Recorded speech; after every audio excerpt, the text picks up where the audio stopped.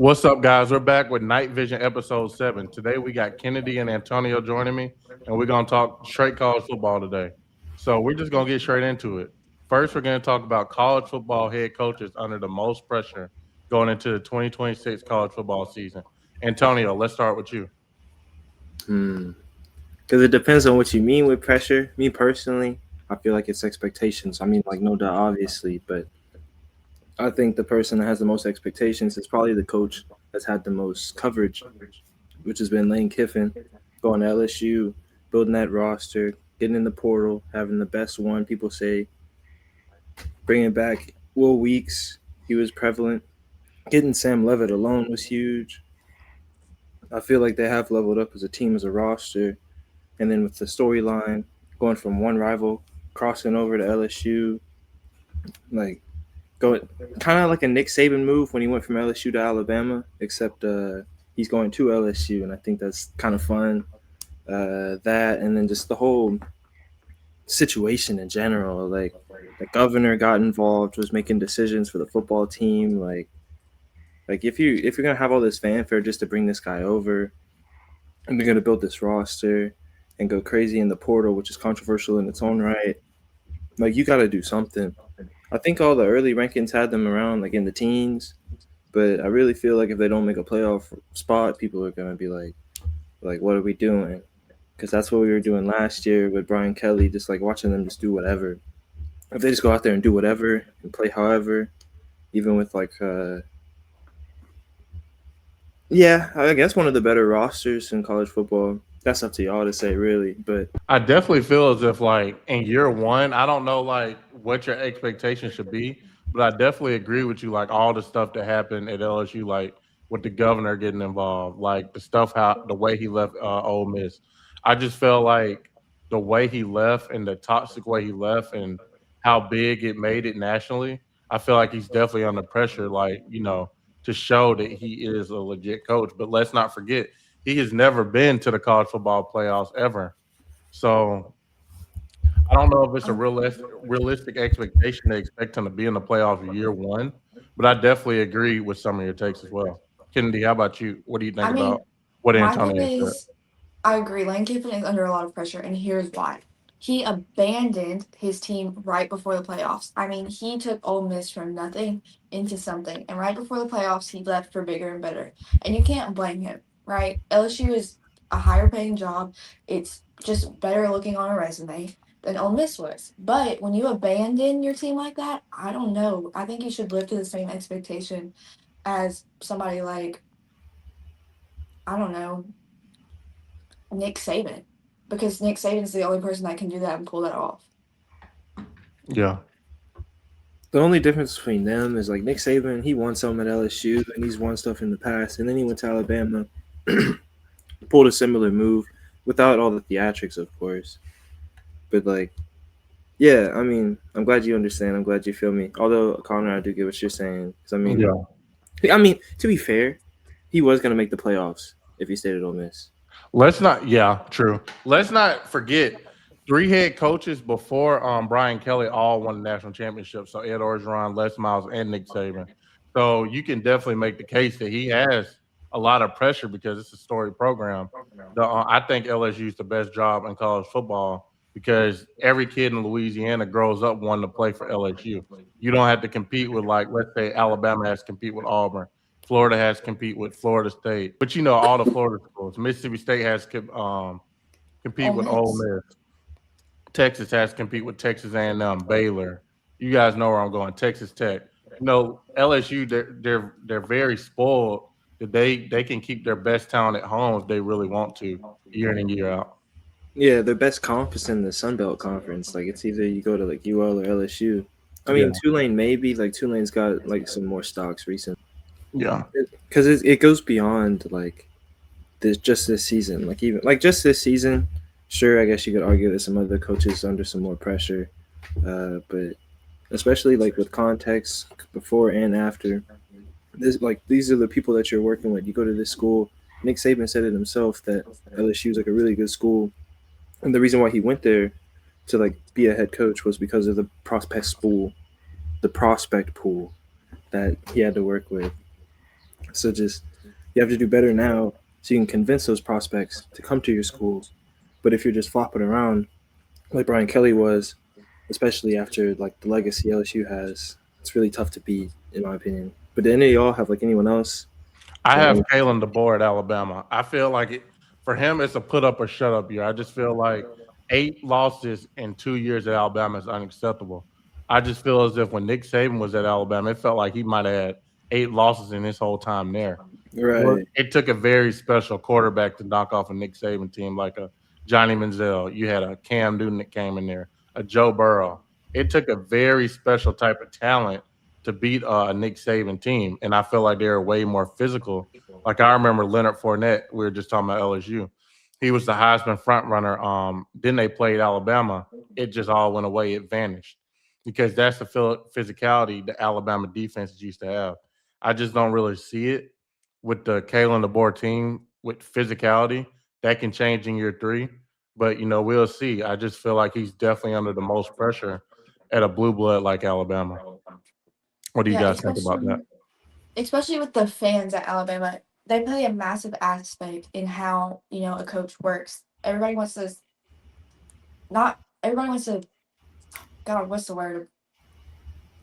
Like Entertain play their into it. fans. Yeah, entertain. They want to entertain their fans and have their fans like them. And there are millions of videos circling around of people basically demeaning Kellen DeBoer because he's not Nick Saban. But can we expect a Nick Saban caliber coach from somebody who really wasn't a name before he was at Alabama He was in the national championship right before he came to Alabama. as a head coach? Yeah, at Washington. True, that is true. I Yeah, forgot. he was But in Yeah, I you see forgot. how I forgot about that season. I Yeah. literally, actually, I lie. I only remembered because I'm playing college football now. I'm on Washington, and I was like, oh yeah, they were in the Natty before. Yeah, like right before he came to Alabama, they were in the national championship. Kennedy, how about you? Who do you have? So I have Mike Norvell at Florida State. And he had it figured out in 2023. I mean, he had a perfect regular season. He went 13-0. He won the ACC. However, the moment that $84 million extension hit his hands, it unraveled. Everything fell apart. They finished 13th in the AAC this season, and they went 2-6 in conference, I believe. His win stat while at Florida State is roughly 38-34 after 2025. I mean, he's been productive, but he hasn't sustained dominance. And when you're at a power school like Florida State, you have to have that dominance and you have to win your conference, especially for $84 million. Yeah. They paid so much money. It's so crazy to me. They wanted to fire him at the end of last year. It just felt like it was a money situation. It felt like it was the writing on the wall because it came down to everybody else was firing their head coach. It was like 25, 30 firings. It felt like, shoot, if we fire our head coach, who are we going to get? But Florida State is a storied program. I don't know why they feel like they're just some team that's never been successful. Florida State has won national championships. Florida State's had Heisman Trophy winners. So I don't understand why they feel like they're a bottom feeder program. I feel like they're one of the best jobs, top 15, top 20 job in the country. Yeah, that should be like a But no-brainer. Like, why are we that low? Like, in how did we 2020, even get there? Like, I don't know why they feel like they have to hold on to him for money reasons, but I definitely agree with him being under the most pressure. I would say, though, the money reasons is his buyout. His buyout is sitting at $59.2 million right now. That's not just pocket change for a university. Yeah, Man, it's I not. know them students would be mad as hell too. That tuition increase be crazy. Well, you I mean, seen like Brian Kelly's buyout, Jimbo Fisher's buyout. Like if you want somebody gone, you can get them gone. It's just, do you really want to pay that money? yeah. And people are Would you saying pay a that good money? quarterback could save his job, but I personally just don't see that. If he hasn't produced anything with with the transfer portal being so as rich as it is, I don't think he can produce anything in 2026. Yeah, like Texas A&M bought Jimbo Fisher out for 76.8 million. LSU bought Brian Kelly out for 53.8 million. Penn State brought James Franklin out for 49.1 million. Gus Malzahn for 21 million. So I mean, they can pay it. Do you see the size of their stadiums? Do you know what all those schools play in? Do you think money is a care for those universities? Yeah, Maybe Yeah. Florida State's just a little bit more stingy. maybe. And he did go undefeated in the last 14 playoffs. So I mean, maybe there's still a little hope for him. But I mean, Gus Malzahn just retired. He said he's going to call the play. So it's sort of like a thing. Like if I'm gonna go down, I'm gonna go down with my own system. I'm gonna call my own plays this year. If I'm Yeah, gonna go and down, it's gonna be on my own terms. I will say he's not performing to the. I mean, $84 million. I would expect another 13-0 season. Over the past 2 seasons, he's elapsed 7 wins. I mean, what? That's all I can say. Yeah, that's Yeah. Like, Let's see. and his record versus top 25 teams is about 33%. He's won 8-16. At Florida State, I just feel like that's unacceptable. because Yeah, you should be up there like competing with those teams. Like losing 2 out of 3 games is crazy. I definitely agree with both of your takes. But let's pivot to topic number 2. Would you guys have predicted last year that Fernando Mendoza would have been the Heisman Trophy winner? Don't even answer it. Don't even answer it. Let's look at the Heisman odds for this year coming up. CJ Carr is the front runner on FanDuel. I'm gonna start with mine first. I think Julian Sands should be the front runner for the Heisman because he brings back Jeremiah Smith. I think the best receiver in college football. They have chemistry together. They know the system. I think and he was in the Heisman. He was at the finalist last year. So I feel like they had the camaraderie to do it again. I feel like Julian Sands going from a sophomore to a junior, he's only going to get better. So I think that was my obvious pick. What do you guys think? I feel like that's fair enough. I mean, you got a good reason to kind of back you up. I just think that he won't be as shocking as he needs to be a Heisman. What does shocking mean to you? Really, the stat line to me, It's not like super flashy, right? yeah, in my opinion, he's not the flashiest receiver, and he's not doing flashy things. In the game, he's just playing the game. Who? Julian Sands? Yeah, from what I've seen. I don't know. He had 3,610 yards, 32 touchdowns. The third best QBR in the country. So I feel like I don't know what like flashy is, but he plays at Ohio State. He's on the biggest stage week in and week out. So I feel like he definitely has the opportunity to get back. What do you think, Antonio? Before I share, I want to ask you a question. How Okay. much weight? It's kind of rhetorical because I feel like I know the answer for it, but how much weight do you think like the school you're at really matters in this? Because like a guy from Notre Dame is number 1, and then a guy from Texas is number 2. 2 Ohio State guys in a row. Indiana, who just won the championship. Oregon, that's a strong school. Georgia, LSU, Oklahoma, that's strong schools. Like these are all strong schools that are on here. Even like the Washingtons, who was in the championship a few years ago. Utah, I think they finished like it was either 11 or 17. I don't remember. New head coach Like, too. yeah, like these are all strong schools. Granted, like of course, if you're a good player and you're in a Heisman contention, you're gonna go to a strong school. But like, do you think like when it gaps them, like the Ohio States, the LSU's, the Notre Dame's, like, do you think that holds like any significant weight? Or because it obviously will hold weight because that's the basis of like the team you're around and all that. But how much do you I, think like him being at Ohio State matters? I think the preseason stuff is definitely a name thing because like before Ashton Genty was a Heisman finalist, I don't think anybody had Ashton Genty on the way too early Heisman odds. It came out of nowhere.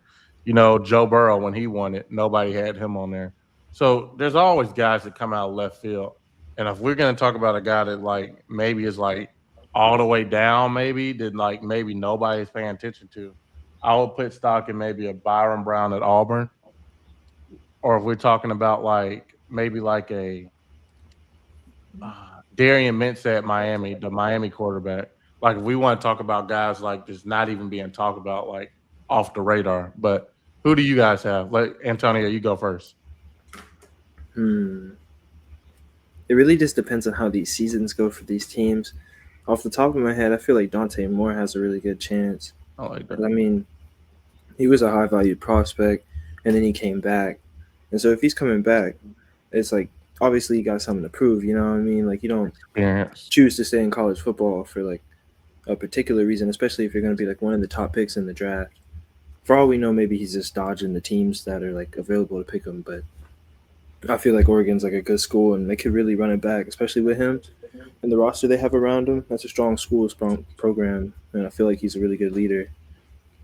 I also say that to say if he wins the Heisman, more than likely he'll probably go number one in the next draft. But I guess that's a way too early prediction on in and of its own. I think Oregon returns a lot offensively. Like I agree with your saying. I feel like they get some receivers back healthy. I think Dante Moore is very experienced. I won't say he knows the system. I won't say he knows the system because they have a new OC. Will Stein went to Kentucky to be the head coach. So they're going to get a new OC, but they promote it within. So I think that'll be okay. Okay, Kennedy, who is your dark horse Heisman Trophy winner? Mine's gonna be Trinidad Chambliss at Ole Miss. I mean, his stat line last year, he had approximately 3,937 passing yards, 22 touchdowns, 3 interceptions, plus 527 rushing yards and 8 rushing touchdowns. I mean, with a stat line like that, and him coming back next season, being granted that 6-year eligibility, I just feel like he's got the fire under him, especially since his coach left, to kind of have an even more of a breakout season. I I agree. agree with you saying he has a all world running back in the backfield. My only thing is with Trinidad Chandler is who is he throwing to? Like I don't think like he has like an alpha receiver that can make him stand out. That could better his case or worsen his case because they'd say, oh, he's working with lesser receivers. But he has to stand out because I don't know if he'll have the receivers to, get him D Heisman.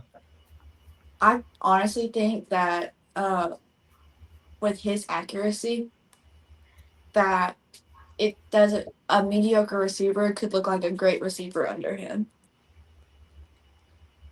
I agree, and I think like you said, Lane, like the way Lane left, I feel like that really lit a fire. You would assume so at least. If I was a player in that locker room, I'd come back just for the sole purpose of rubbing it in his Of face, just for the sole purpose of that one game against LSU at home. You know what I mean? And you know what? Maybe that fire burns after that. Maybe it dissipates. I would only assume that it would burn, especially if they get a dub. I feel like it's a huge confidence booster. And as the season goes on and they get more in the motions, especially depending on like how good all the summer practice and all that goes, like I think they'll be all right. I can see, I can see it for sure. Just off of hatred and spite, that'd be very funny. A good storyline. They definitely that LSU game is going to be a chance for him to have a Heisman moment for sure. They Because go to everyone's gonna be Florida after watching it. that. Hmm. Everyone's gonna be watching that game. Yeah, So if and he they can go have to like a Florida breakout after that. game, Yeah. So they go to the swamp after that, and then like 3 weeks later they go to Texas, play Auburn, play Georgia, and at Oklahoma. So he has the opportunity in the biggest games to have a Heisman moment, if you would say. Okay, guys, let's talk bold predictions for 2026, and I'm not talking about like, oh, Oregon's gonna win the Natty, Georgia's gonna win the Natty. I'm talking about bold predictions like Georgia's gonna go 6-6. Like that's a bold prediction. Kennedy, let's start with you for this one. What's your bold my prediction for my 2026? bold prediction is that LSU will not make a bowl game this year. That's bold. And if why? they do, it'll be like some no name bowl that means nothing. Okay, so you're saying if they make a bowl game, they're gonna limp to a bowl game, is what you're saying. Yes. Why? At what point is it gonna like implode? Do you think? I feel like after they play McNeese, um, like game 4, game 5, everything will really fall apart. And I feel like that's the way, in my opinion, Lane Kiffin doesn't feel like an LSU caliber coach.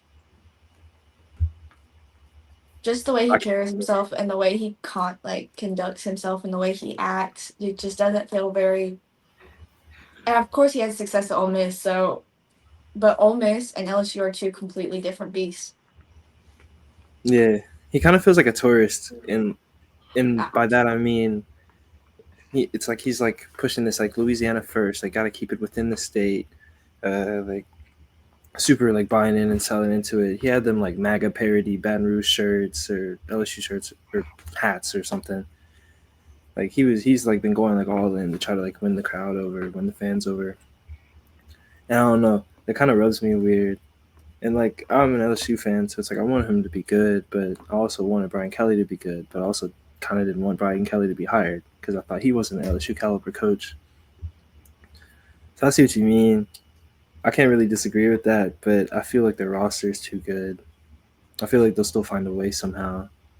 In my opinion, you can have a great roster and you can have great players, but if your coach doesn't pull them together as a team and focuses on the individuals more than the team as a whole, you have a very, very slim chance of success. I mean, football is not just a one player game. Like, it takes the whole team to be able to produce something, and something successful. You can't have you can't have all 93 people on the roster thinking that they're the best and not wanting to do anything to support their teammates. At that point, I mean, you see situations that happen all the time where people just don't listen to their coaches, do what they want to do because they want to better their stat line. I get what you're saying when you say, the off the field stuff, but I feel like you got to take the off the field stuff out for this one. I think LSU winning 6 games is a little wild. They had the number 1 transfer portal class. I think they have too much talent. I feel like the only reason that could happen is something happening to Sam Levitt or he's not healthy as we think. Like even their defense with Blake Baker, they're going to be very talented on defense. They got a lot of pieces coming back there. With Weeks, they have a lot of guys. They had 2 transfers from Ole Miss, TJ Daugherty, the Princewell guy. Like they got a lot. Offensively, Lane Kiffin is an offensive mastermind. So I feel like that's why it's very bold because they're going to outscore a lot of people. They're going to be out to prove a point, especially Lane Kiffin, a pissed off Lane Kiffin at that. So I just feel like that was a very bold take. We'll see how it goes, but I definitely had to disagree with you because I think LSU will win around 8 to 10 games, especially in year 1. This man asked for a bold take and was surprised he got one. That's so funny. Yeah, I was surprised about that one. I'm not gonna lie. That was like, Is this not what you wanted? No, it's definitely what I wanted, but it's like 6 games. Okay. How about you, Antonio? What's your bold take? I started to see sparks of it at the end of the year, and I guess playing against LSU in the final game wasn't really that big of a test, but I feel like Houston's going to low-key sneak into the playoffs. I don't know where. I couldn't really tell you with confidence because their conference is so good. They're competing with a lot of people this year. BYU had a good season.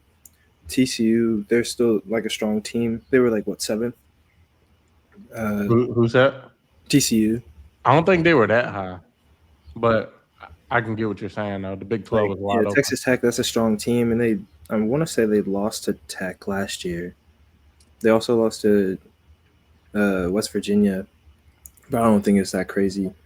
They're definitely a team like that could sneak up on them, but like I'm looking at their schedule. The only ones I'm like really concerned about is I guess West Virginia because they lost to them. Utah maybe, but I feel like that's winnable. New head coach. Yeah, and I'm trying to think, like, at Tech, week 3 at Tech is that's the only game where I'm like, be the one. That's the only one where I'm like, okay, this could determine like if they're playing for the championship game or not. Yeah. But especially if they can sneak and win that, even if they lose to like a team later in the season, like a West Virginia, maybe Cincinnati keeps it a little bit closer than it should. I don't know, maybe Kansas State. Like I'm just trying to like think of people that could maybe. But even then, like that, I feel like I'm stretching. I feel like they could win the conference at least. I love what you're saying, But the only thing is they had to beat Texas Tech because the Big 12, the way it is, it feels like they're only going to put one team in from the Big 12 Mm-hmm. because the way it's SEC bias, Big 10 bias. I feel like they're going to get at least 8 to 10 teams in. Eight, we know. G5 has to get one. ACC has to get one. So I feel like if they beat Texas Tech and win their conference, that would definitely get them in. Or if they play Texas Tech real close, lose real slim, and that's their only loss. But I feel like that Texas Tech game is very key, and they can't have any other slippage. But I Mm-hmm. love what you said because Connor Wigman is coming back. Amari Thomas on the outside. They got a lot of key pieces on defense coming back. I definitely I like that take. Dang, it wasn't as bold as I wanted it to be then. Yeah, I like that take. That's something I probably would have came up with myself. Myself though, I said Oklahoma State wins nine plus games on. Caleb Hawkins, the running back in the backfield, I think he's tremendous. The transfer from North Texas. Also the quarterback, Drew Mestamaker. He is Yes. he is a guy. I felt like that was the guy. If we didn't get Byron Brown at Auburn, I wanted Auburn to get Drew Mestamaker. I mean, they follow their head coach. It ain't like they're following a stranger. They know how he operates. So that's going to be an interesting thing to watch there. I think Oklahoma State will definitely be a surprise team, which we'll talk about next week. I think they'll definitely be a surprise team in year one. Mm-hmm. Oklahoma State plays Oregon the second game of the season. So that'll be a key there. See how they play versus them. We'll probably know by week two. If they play Oregon very close in week two, we'll probably have our answer. Because it's not like they're playing the very hardest schedule in the world in the Big Yeah. 12. So we'll see. Kennedy, what you got? Really just I agree with OK State. I mean, Drew Messmaker was the highest passer in the nation last season. I mean, he's got an insane stat on himself. And I know stats aren't the game, but you can't ignore a stat line like Drew Messmaker's. Yeah. It's NFL Combine Week in Indianapolis. Let's talk about 3 draft hits and one sleeper that probably guys aren't talking about. So let's say a fourth, fifth, sixth, seventh round pick that maybe, or undrafted free agent if y'all want to get really crazy. I'd say my three are Caleb Downs from Ohio State. I feel like he's the safest player in the draft because of his ceiling, his work ethic. You can tell just the way he's wired. I just feel like Caleb Downs is just the safest pick. I feel like he plays sideline to sideline. I feel like you can line him up in the nickel spot. And when he was at Alabama, he was a guy, when he was a true freshman, he started as a true freshman under Nick Saban. That's not easy at all to play for Nick Saban as a freshman. So he trusts him. I trust him. I say Peter Woods at Clemson, the 6'5", 325 D tackle. Peter Woods is a problem. You can line him up at the three tech. Knows he's a guy I love in the draft. I feel like he's a safe pick. You can even scoot him out the defensive end if you really want to. But he's great in the run game. His ceiling is limitless as a pass rusher. And then I'll pivot to Keldrick Falk at Auburn. He's 6'6", he's long, he can play the run, he can play the pass. He took a step back this past year. He had 2 sacks only last year, but the year before that, he had 7 sacks in 2024. So a lot of teams focus on Keldrick Falk a little more as the primary guy up front. So he went from 7 sacks to 2 sacks, but he's still 6'6". He's 6'6", 285. So he can play the three tech, he can play the five, he can play outside, he can play nose if you want to. He's very versatile. And I would just say a sleeper guy for me is Taylor Green at Arkansas, the quarterback with limitless ceiling. I mean, he's huge in person. I think he's 6'6", 6'5". Yeah, 6'6", 224. He was he was on a horrible team at Arkansas.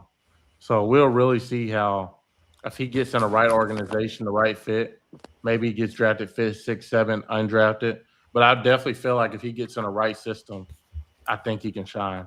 Especially like a system that could use his strengths. Okay. Antonio, who are your 3 draft hits and one sleeper? I feel like Carnell Tate's kind of an easy one. I like his build. He's really I like his hands. He's good at blocking too.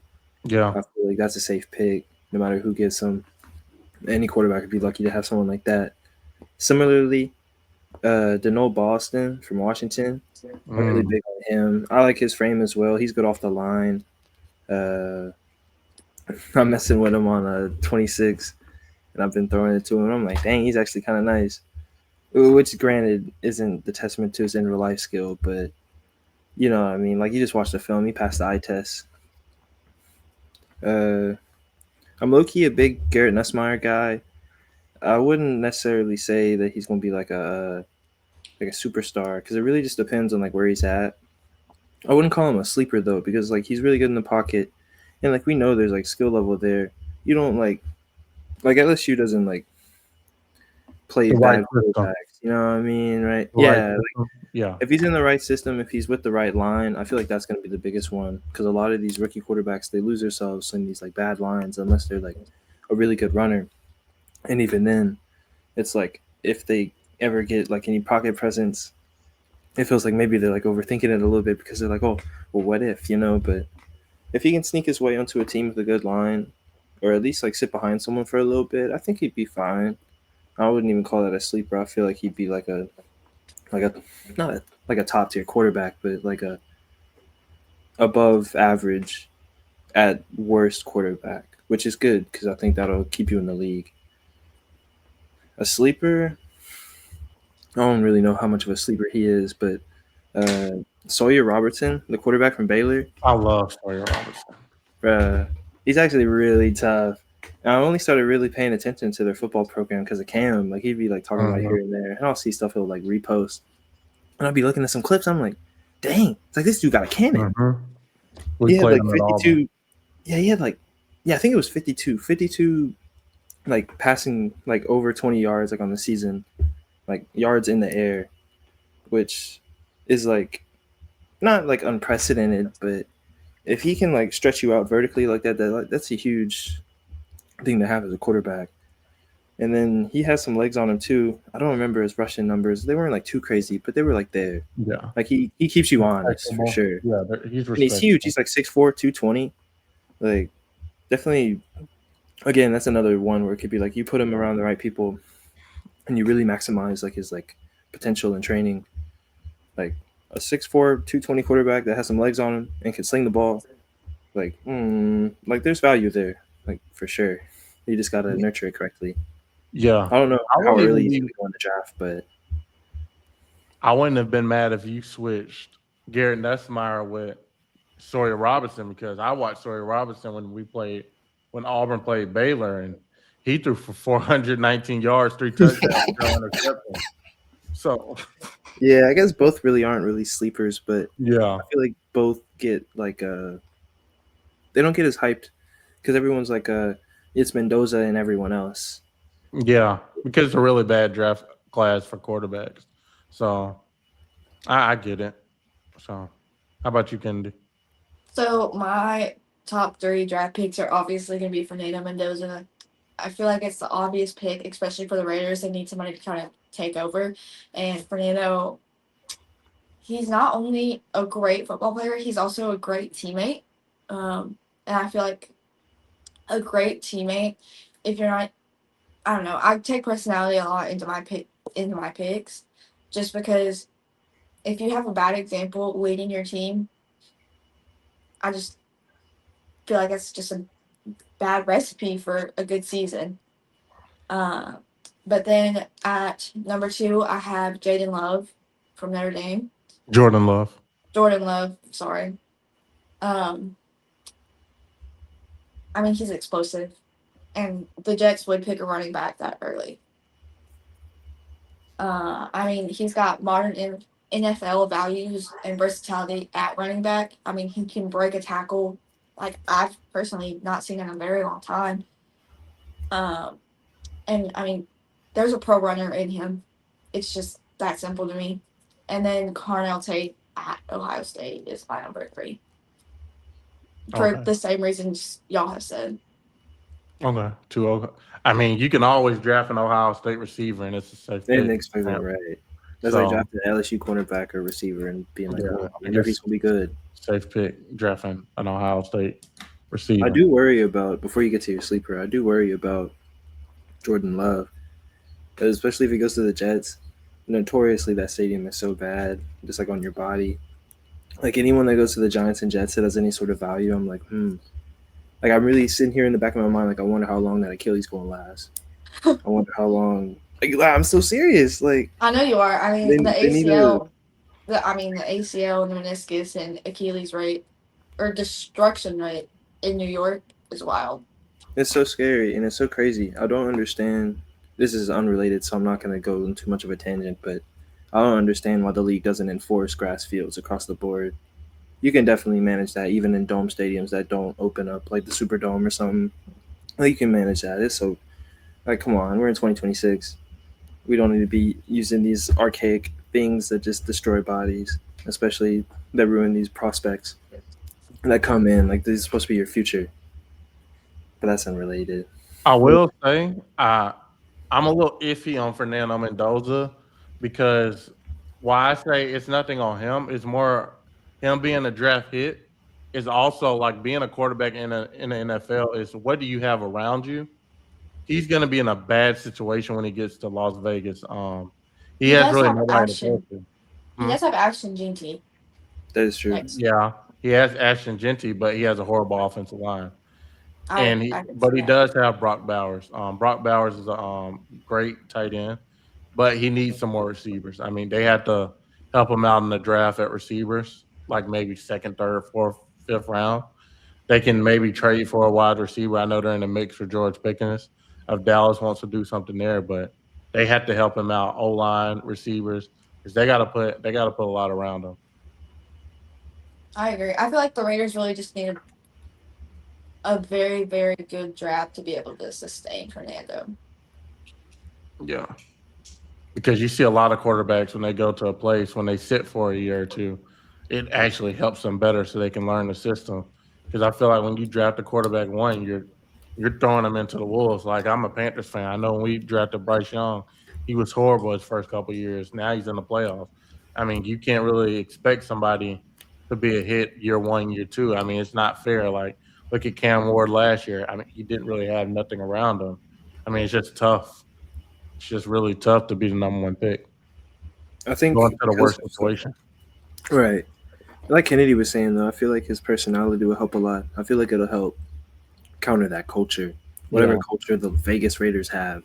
I feel like he'll help like create like his own in one way or another, and that just depends on if his teammates subscribe to it. But And I feel like from he's all the accounts, I type feel of like he's likable. Tom I feel like Brady the around won't hurt either. yeah. I feel like the type of person he is will make his O line want to be better for him. Um, just in my opinion, like he just definitely feels like that kind of personality that can rally a team around him. Yeah, because like obviously your line wants to like defend the quarterback, but there's nuance to these kind of things, and if he's the greatest teammate on the team, then of course like you would want to like protect your leader. So yeah, I feel you. Yeah. I feel So like he's definitely a long term project though. But who your sleeper is, my fault. my sleeper is Joe Pagano from the Yukon Huskies. Okay. And I know he is not a name that is well known. However, he has all of the tools to be an NFL caliber quarterback. He has great arm strength, elite accuracy, and incredibly ability to throw in tight windows. He went into the last game of the season. He was 25 touchdowns and 0 interceptions. Last game of the season, I think he finished 26-1. 26 touchdowns and 1 interception, which in nowadays, especially playing for UConn, that's crazy. Um, his ball security jumps off of the chart for obvious reasons. He has the frame of an NFL quarterback. I mean, you mentioned it earlier, Antonio. We love a 6'4", 220 quarterback. He's 6'4", 225. He's not glued to one spot in the pocket. He's very shifty. Uh, he has escaped multiple sacks on multiple occasions just because of how shifty he is. Um, his one weakness is his age. I mean, it's like a Tyler Shuck deal. He's had 7 years, in college football, but I mean, we saw the success of Tyler Shuck at the end of the season.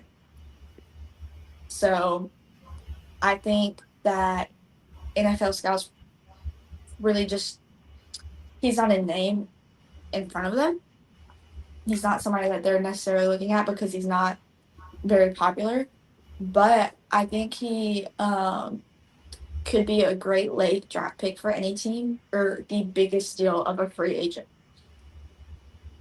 Yeah, I like that because you said I mean, I know he had one interception last year, but another thing is his age. Like he is 25, but I see what you're saying, but a lot of NFL scouts sometimes are weary about guys when they're older like that because their value is tremendously low because injury concerns come around 25.